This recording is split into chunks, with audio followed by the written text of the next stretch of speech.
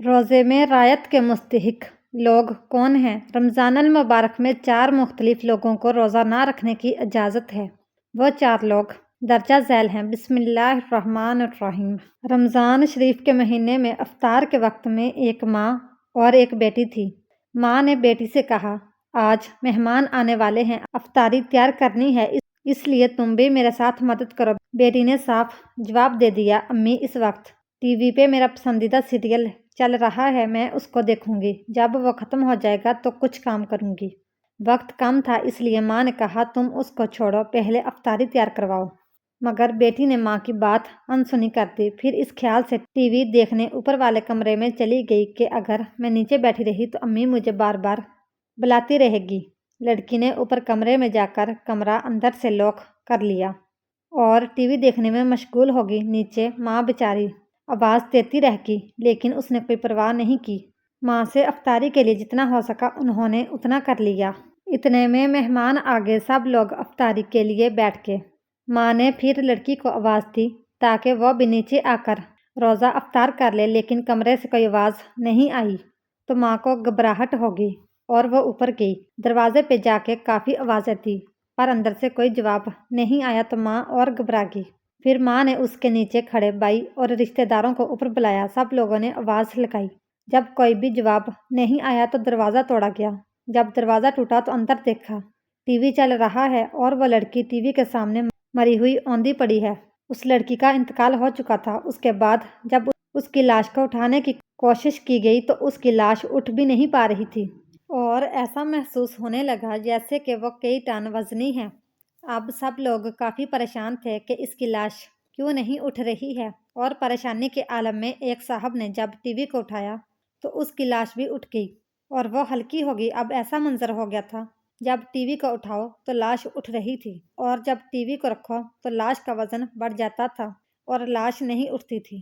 اللہ اکبر! اس طرح T V کو اٹھا کر اس کی لاش کو نیچے لائے اور اس کو غسل دیا، کفن دیا اور پھر اس کا جنازہ اٹھانے لگے تو اس کی چارپائی ویسے ہی ہوگی جیسے کسی نے اس پر پہاڑ کا وزن رکھ دیا ہو، لیکن جب ٹی وی اٹھایا تو اس کی لاش آسانی سے اٹھ گئی تو تمام لوگ شرمندگی میں پڑ گئے۔ آخر میں جب ٹی وی جنازے کے آگے آگے چلا تو اس کا جنازہ گھر سے نکلا۔ اب اسی حالت میں ٹی وی کے ساتھ اس کی نماز جنازہ پڑھی گئی اور قبرستان لے کر جانے لگے۔ قبرستان میں لے جانے کے بعد میت کو قبر میں اتارا اور قبر کو بند کر کے اس کو اچھی طریقے سے ٹھیک کر کے لوگ گھر کو واپس آنے لگے تو لوگوں نے کہا، اب ٹی وی بھی واپس لے چلو۔ لیکن جب ٹی وی اٹھا کر واپس جانے لگے تو اس لڑکی کی لاش قبر سے باہر آ گئی۔ اللہ اکبر! کتنا خوفناک منظر ہوگا کہ دیکھنے والوں کے ہاتھوں کے طوطے اڑ جائیں۔ لوگوں نے دوبارہ ٹی وی کو ادھر ہی رکھا اور اس کی لاش کو قبر کے اندر رکھ کے قبر کو بند کر دیا۔ پھر دوبارہ ٹی وی لے کر چلے تو پھر وہی ہوا، اس لڑکی کی لاش باہر آ گئی۔ اب لوگوں نے کہا یہ ٹی وی کے ساتھ ہی دفن ہوگی، اس کے علاوہ اور کوئی راستہ نہیں ہے۔ آخر کار تیسری بار میں لڑکی کو قبر میں رکھا اور ٹی وی کو بھی اس کے ساتھ رکھ دیا گیا۔ ایسے ہی اس کو دفن کرنا پڑا۔ اب آپ خود اندازہ لگاؤ اس لڑکی کا کیا حشر ہوا ہوگا۔ ہماری سمجھداری کے لیے اللہ تبارک تعالیٰ نے ہم کو دکھا دیا، ابھی بھی اگر ہم نہیں سدھرے تو ہم سے بیکار انسان کوئی بھی نہیں ہے۔ اسی طرح کا ایک اور واقعہ ملاحظہ فرمائیں۔ ہند کے کسی شہر کی ایک مسجد میں کچھ سوگوار افراد گھبرائے ہوئے آئے اور نمازیوں سے کہنے لگے، ہمارے یہاں میت ہو گئی ہے اور بڑا عجیب معاملہ ہے، آپ حضرات برائے کرم آ کر دعا فرما دیجیے۔ جب سب گھر پہنچے تو ایک جوان عورت کی لاش کمرے میں رکھی تھی اور اس کے چاروں طرف بڑے بڑے خوفناک کن کھجورے محاصرہ کیے ہوئے تھے۔ یہ وحشت ناک منظر دیکھ کر مارے خوف کے سب کی گگی بند گئی۔ کسی سمجھدار شخص نے کہا، یہ میت کا عذاب معلوم ہوتا ہے جو ہماری عبرت کے لیے ظاہر کیا گیا ہے، آؤ مل کر استغفار کرتے ہیں۔ چنانچہ سب نے مل کر توبہ استغفار کر کے گڑ گڑا کر اور رو رو کر کافی دیر تک دعا مانگی۔ بلا آخر وہ خوفناک کن کھجورے لاش کا گراؤ چھوڑ کر ایک طرف کونے میں جمع ہو گئے۔ ڈرتے ڈرتے میت کی تجہیز و تکفین کی ترکیب بنی۔ نماز جنازہ کے بعد جب میت کو قبر میں اتارا گیا تو بہت سارے خوفناک کن کھجورے قبر کے ایک کونے میں جمع تھے۔ یہ دیکھ کر لوگوں میں خوف و ہراس پھیل گیا۔ یوں تو قبر کو بند کر کے لوگ وہاں سے رخصت ہو گئے۔ تدفین کے بعد جب میت کی ماں سے اس کا عمل دریافت کیا گیا تو اس نے کہا یہ ٹی وی دیکھنے کی بہت شوقین تھی۔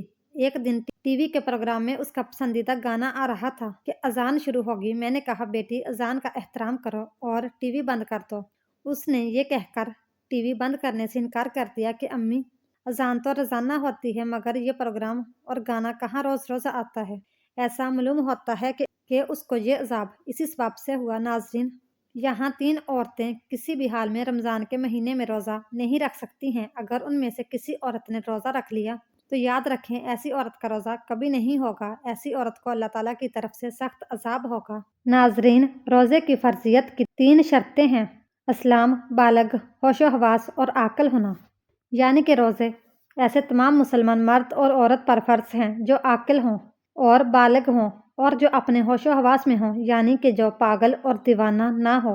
ایسے تمام مسلمان عورت اور مرد پر رمضان کے روزے فرض ہیں۔ اب اس کے علاوہ روزے کی فرضیت ادا کرنے کی 2 شرطیں ہیں۔ پہلی صحت مند اور تندرست ہونا اور دوسری محکم ہونا، یعنی کہ بیمار آدمی اپنی بیماری کی حالت میں اور مسافر اپنے سفر کی حالت میں روزہ چھوڑ سکتا ہے۔ یعنی کہ ان لوگوں کو رمضان کے مہینے میں روزہ چھوڑنے کی اجازت ہے، مگر یاد رکھیں اگر ایسے شخص رمضان کے مہینے میں روزہ رکھنا چاہیں تو روزہ رکھ سکتے ہیں، ان کا روزہ قبول ہو جائے گا، لیکن اگر نہ رکھیں تو ان کو کوئی گناہ بھی نہیں ہوگا۔ یہاں بعد میں ان روزوں کی قضا کر سکتے ہیں۔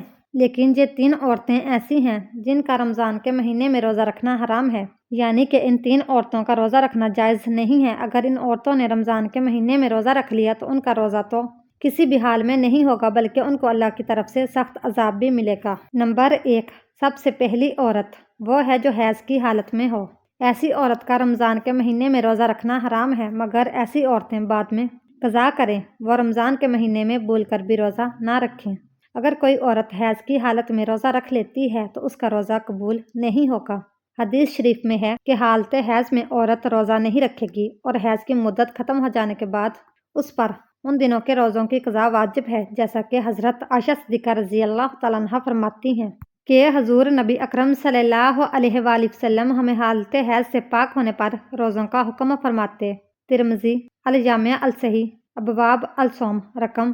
اس کے علاوہ روزے کی حالت میں اگر مغرب سے پہلے کسی بھی وقت عورت کو حیض آ جائے تو اس کی وجہ سے روزہ فاسد ہو جائے گا اور پاک ہونے کے بعد اس روزے کی قضا رکھنا لازم ہوگا۔ جو عورت حیض و نفاس کی حالت میں ہو اسے کھانا پینا چاہیے، یعنی روزے داروں کی مشابہت کی وجہ سے تنہائی میں بھی بھوکی پیاسی نہ رہے۔ البتہ اس کے برعکس اگر حائضہ عورت دن کا کچھ حصہ گزرنے کے بعد پاک ہوگی تو اب دن کے باقیہ حصے میں کھانے پینے سے رکا رہنا چاہیے۔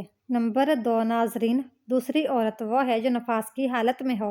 عورت کے لیے نفاس کے ایام میں نماز پڑھنا اور روزہ رکھنا شرعاً جائز نہیں، البتہ ان ایام کے روزوں کی قضا لازم ہے، نماز کی قضا نہیں۔ نفاس کتنے دن تک شمار ہوگا اور نماز روزے کی کب قضا لازم ہے، اس سلسلے میں تفصیل درج ذیل ہے۔ اگر کسی خاتون کے ہاں پہلی ولادت ہو اور نفاس کا خون 40 دن مکمل ہونے پر بھی بند نہ ہو تو اس صورت میں 40 دن تو نفاس کے شمار ہوں گے اور اس سے زائد ایام استحاضہ کے شمار ہوں گے۔ غسل کے بعد ان ایام کی ہر نماز کے وقت کے لیے استنجا کرنے کے بعد باوضو ہو کر نماز ادا کرنا لازم ہوگا، اور استحاضہ کے دوران عورت روزہ بھی رکھے گی۔ اور اگر نفاس کا خون 40 دن سے بڑھ جائے اور اس عورت کے ہاں پہلے بھی بچے کی ولادت ہوئی ہے تو اس صورت میں اس سے پہلے بچے کی پیدائش کے موقع پر جتنے دن خون آنے کی عادت ہے اتنے دن کا خون نفاس شمار ہوگا اور باقی بیماری کا خون شمار ہوگا۔ ان باقی دنوں میں رہ کی نمازوں کی بھی قضا کرنی ہوگی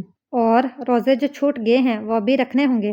اور اگر خون 40 دن کے اندر بند ہو جاتا ہے تو وہ مکمل ایام نفاس کے شمار ہوں گے۔ ان دنوں میں روزہ نہیں رکھے گی اور نماز بھی ادا نہیں کرے گی، تاہم روزوں کی بعد میں قضا کرنی ہوگی۔ نمبر 3، ناظرین، تیسری عورت ہے حاملہ۔ ناظرین، ایسی عورتوں کا رمضان کے مہینے میں روزہ رکھنا حرام تو نہیں ہے، لیکن ایسی عورتوں کو روزہ چھوڑنے کی اجازت ہے، یعنی کہ حمل والی اور اپنے بچوں کو دودھ پلانے والی عورتوں کو۔ اگر اپنے روزے کی وجہ سے اپنی یا اپنے بچے کی جان جانے کا خطرہ ہو تو ایسی عورتوں کو اجازت ہے کہ وہ روزانہ روزہ نہ رکھے۔ اگر حاملہ عورت کو زن غالب ہو کے روزہ رکھنے کی صورت میں خود اس کی جان یا بچے کی جان کو خطرہ ہو سکتا ہے تو اس حالت میں عورت روزہ چھوڑ سکتی ہے اور بعد میں قضا کرنا واجب ہے۔ لیکن اگر شوہر مالدار ہے کوئی دودھ پلانے والی عورت رکھ سکتا ہے تو دودھ پلانے کی وجہ سے ماں کو روزہ چھوڑنا درست نہیں۔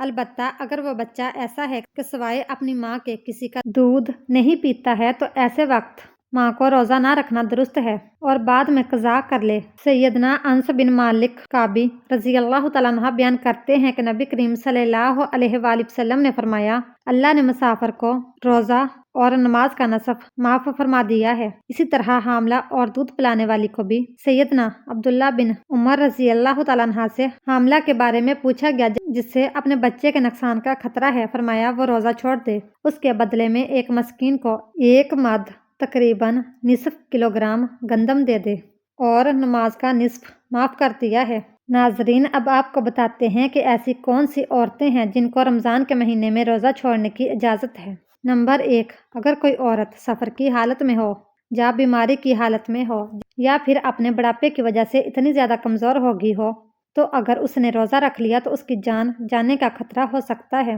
تو ایسی عورتوں کے لیے روزہ چھوڑنے کی اجازت ہے، مگر ایسی عورت کو چاہیے کہ اگر وہ بعد میں صحت مند اور تندرست ہو جائے تو وہ ان روزوں کی قضا کرے۔ اگر بعد میں وہ پھر دوبارہ صحت مند نہ ہو سکی تو اسے چاہیے کہ وہ ان روزوں کا کفارہ ادا کرے، اور کفارہ یہ ہے کہ ہر ایک روزے کے بدلے میں کسی مسکین کو 2 وقت پیٹ بھر کر کھانا کھلایا جائے۔ نمبر 2، اگر کسی عورت کو روزے کی حالت میں سانپ نے ڈس لیا ہو، اس کی جان جانے کا خطرہ بن گیا ہو، تو ایسی عورتوں کو بھی حکم ہے کہ وہ اپنے اس روزے کو توڑ سکتی ہیں، اس کو کوئی گناہ نہیں ہوگا، لیکن بعد میں جب وہ صحیح ہو جائے تو اس روزے کی قضا کرے۔ نمبر 3، عورت حیض سے پورے 10 دن اور 10 رات میں فارغ ہوگی، اب اس کو چاہیے کہ وہ اگلے دن کا روزہ رکھ لے، اگر کم دنوں میں پاک ہوگی اور اگر صبح ہونے میں اتنا وقت باقی ہے کہ اس کے پاس نہا دھو کر تھوڑا وقت بچے گا تو اس کو چاہیے کہ وہ روزہ رکھ لے۔ دین اسلام نے دنیا کے ہر خطے میں رہنے والے عاقل، بالغ اور مسلمان مرد عورت پر ماہ رمضان کے روزے فرض کیے ہیں۔ قرآن حکیم میں ارشاد ہوتا ہے، رمضان کا مہینہ وہ ہے جس میں قرآن اتارا گیا، جو لوگوں کے لیے ہدایت ہے اور جس میں رہنمائی کرنے والی اور حق و باطل میں امتیاز کرنے والی واضح نشانیاں ہیں۔ پس تم میں سے جو کوئی اس مہینے کو پالے تو وہ اس کے روزے ضرور رکھے۔ البقرہ۔ فرض کی عدم ادائیگی قابل تعزیر ہے، لیکن اسلام چونکہ بطور دین سہل العمل ہے اس لیے اس میں جبر نہیں، جیسا کہ قرآن حکیم میں ارشاد باری تعالیٰ ہے، دین میں کوئی زبردستی نہیں۔ اس لیے سفر، بیماری اور خواتین کو حالت حمل وغیرہ میں روزہ رکھنے میں رعایت دی گئی ہے۔ اگر ان حالتوں میں روزہ نہ رکھا جائے تو ان کے ختم ہونے کی مدت کے بعد رمضان کے چھوڑے گئے روزوں کی قضا کرنا ضروری ہے۔ اللہ پاک ہمیں بہتر عمل کرنے کی توفیق عطا فرمائے اور ہمیں نیک کاروں میں شامل کرے، آمین۔ اس طرح کی مزید اسلامک ویڈیو دیکھنے کے لیے ہماری ویڈیو کو لائک، شیئر اور چینل کو سبسکرائب ضرور کیجیے گا۔ Thanks for watching.